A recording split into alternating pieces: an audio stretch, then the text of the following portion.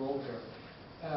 Initially, when I received the information from CCM, and I sent information around, I was encouraged by the mayor, assured by the mayor, that he would make sure that the Corporation Counsel's office addressed the issue. The most important issue, first of all, was to guarantee that we had an ordinance in place that conformed to the law. Without that, we had a real problem. We had a system based on fines, but fines weren't being administered, so the situation was getting worse and worse and worse. And we had to move quickly and to get a legal opinion before we could go to ordinance. And the mayor made sure that that opinion came rather quickly. And it did indicate that CCM was correct and that we needed some major changes. From there, it went to Ms. Jan Durko-O'Toole's committee, ordinance committee. The Corporation Council continued to work closely with the committee. And this is happening in a period of a few months. We've already had some informal discussions at the committee level, council levels. But, you know, sometimes just bumping into each other in a hallway, and I'm pretty sure that the funding will be in place for the next capital budget. Okay. Now, I've served on the council under several 4 mayors, and as Mr. Albert indicated, this is the first time. Under Mr. Esposito, Mr. Mack, Mr. Moshe, and Mr. Rilling. And as Mr. Albert just said, he can't recall, and neither can I, a survey being taken that actually addressed this problem. And it reached the point where I remember a give and take, a very constructive give and take at DPW with Mr. Albert, because this is very expensive ordeal we're talking about. And I indicated, but the logic of continuing the way we've continued going on for years is that, well, our sidewalks will continue to crumble. We can't continue to do nothing, nor are we allowed to ignore state law, which put us in a bind. Now, we may end up deciding that we'll treat sidewalks the way we treat roads. Okay? And we'll have to, that'll be a very, very costly endeavor. We're spending $5 million a year. Hopefully, eventually, that'll be about $6 million a year on roads.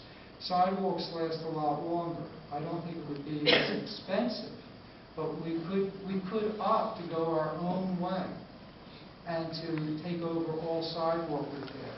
Okay? Now, as long as the sidewalks are in good condition, we're not exposed to any lawsuits. We're okay. But we have to understand, we would have to continue to fund our sidewalks, because if they're not kept up, the city is exposed legally, and we don't want to be in that situation. But the bigger issue is that we are, with the mayor's help, he led the way during the campaign. He's made sure the law department, they've had the time to look into these issues. In just a couple of months, we're reworking our ordinance, we're doing this survey, we're having these discussions at the council level, which I think are great. The issue of I don't entirely disagree with many of the things Mr. Watts said about sidewalks in certain areas, and it's difficult. I know what it's like to represent a district where you're constantly getting phone calls about certain kinds of problems, and you're walking around and you see things and it bothers you because you're supposed to be the person dealing with it. I understand that. But it is also, we have some issues that we have to deal with in the suburban part of the city also. Because of the condition of our, and I'm not equating it to, I'm just saying, we can't ignore our footpaths forever. People are walking in the street. A lot of people. It's not a good thing. And I'm not talking about repairing them, just some maintenance. Okay? And I actually had a nice discussion with the mayor about that, and he appreciates the problem.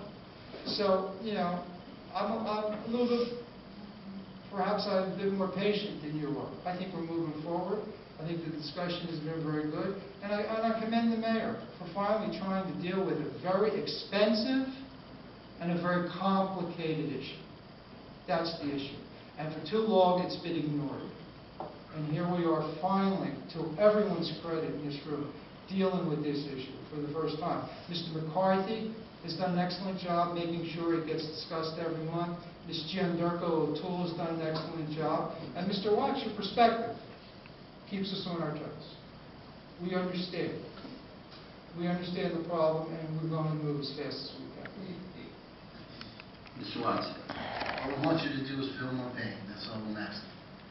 You know, in our district, you know, I do get calls, I do get the emails, and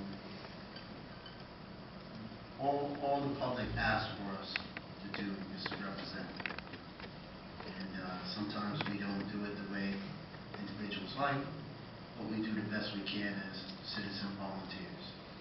And when they ask us to take up an issue like sidewalks, we have to, I think that in our city, which is the best city in the world, even with all the broken sidewalks, I still think that this is a great city. I just feel that we can be leaders on how we address sidewalks.